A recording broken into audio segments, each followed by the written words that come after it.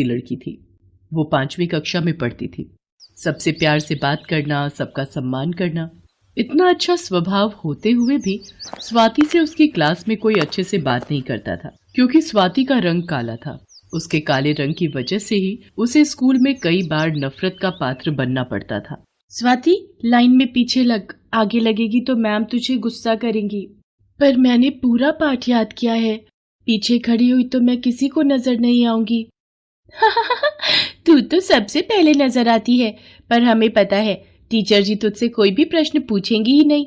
तू तो काली है काली, इसलिए तुझे कोई पसंद नहीं करता। चल जा पीछे खड़ी हो, वरना टीचर जी हमें डांटेंगी। स्वाति के साथ अक्सर ऐसा होता रहता था, जिस कारण वो बहुत दुखी होती थी। उसे स्कूल में होने वाले किसी भी समारोह में सबसे पीछे खड़ा होना पड़ता था। 15 अगस्त आने वाला था और स्कूल के सभी बच्चे 15 अगस्त में स्टेज पर होने वाले कार्यक्रम में भाग ले रहे थे। स्वाति का भी मन था वो 15 अगस्त के समारोह में भाग ले। स्वाति घबराती हुई अपनी टीचर के पास जाती है। मैम, कल जो 15 अगस्त के लिए 15 अगस्त के लिए। अब आगे भी बोलेगी या यूं ही मेरा टाइम खराब करती रहोगी? दिख नहीं रहा मैं कल के समारोह के लिए बच्चों की तैयारी करवा रही हूँ? मैम, कल मुझे भी डांस ग्रुप में भाग लेना है। डांस के बच्चे पूरे हो चुके हैं, अब तुम इस ग्रुप में नहीं आ सकती।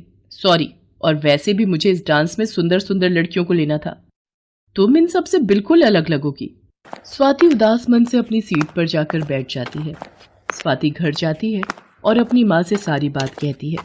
माँ, मैं काली क्यों हूँ? इस काले रंग की वजह से स्कूल में मैं हमेशा पीछे रह जाती हूँ। मेरे से कोई भी बात नहीं करता और कल 15 अगस्त के लिए मुझे डांस में भी नहीं चुना।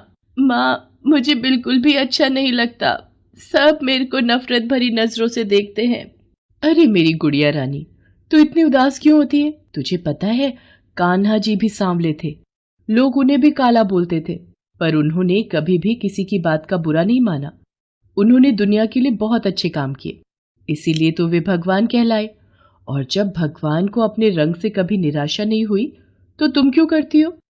तुम्हें इसी रंग को अपना हथियार बनाना चाहिए और हमेशा जीवन में अच्छे काम करने चाहिए।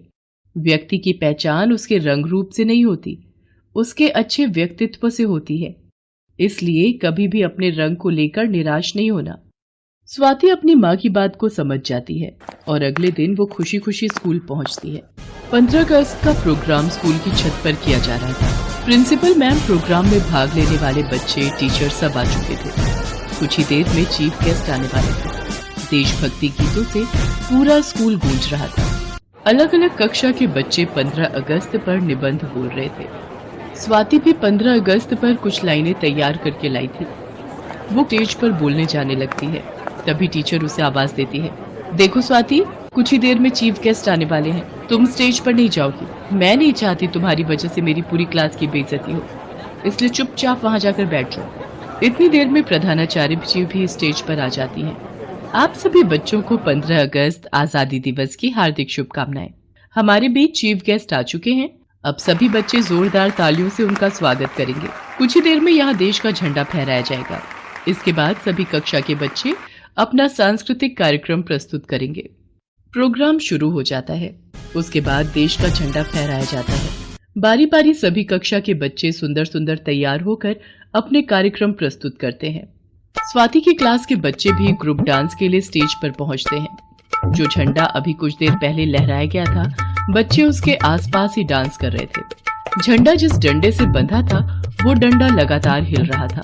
सब लोगों का ध्यान बच्चों के डांस की तरफ था। अचानक स्वाति की नजर गिरते हुए झंडे के डंडे पर पड़ती है। स्वाति दौड़ती हुई स्टेज पर जाती है और उस गिरते हुए झंडे का डंडा पकड़ लेती है। स्वाति को ऐसा करते देख स्पोर्ट टीचर भी स्टेज पर भागता है और स्वाति की मदद करता है। स्वाति के कारण बच्चों को चोट आने से बच जाती है। सब लोग स्वाति के साहस के लिए उसे शाबाशी देते हैं। अगर ऐसे होनहार और साहसी युवा बच्चे इस देश में हों, तो इस देश की तरक्की को कोई नहीं रोक सकता। तुम्हारे कारण आज बच्चों को चोट लगने से बच गई और एक हादसा टल गया। तुमने अपनी जान की परवाह भी नहीं की। आज तुमने देश के झंडे को जमीन पर गिरने से बचा लिया। तुम में इतना साहस कहां से आया बेटा? सर जी, मैम से सीखा है। उन्होंने हमें सिखाया है कि हमें कभी भी अपने देश के झंडे को जमीन पर नहीं गिरने देना चाहिए। भारत देश का झंडा हमारी आन बान और शान का प्रतीक है और इसकी रक्षा करना हमारा कर्तव्य है।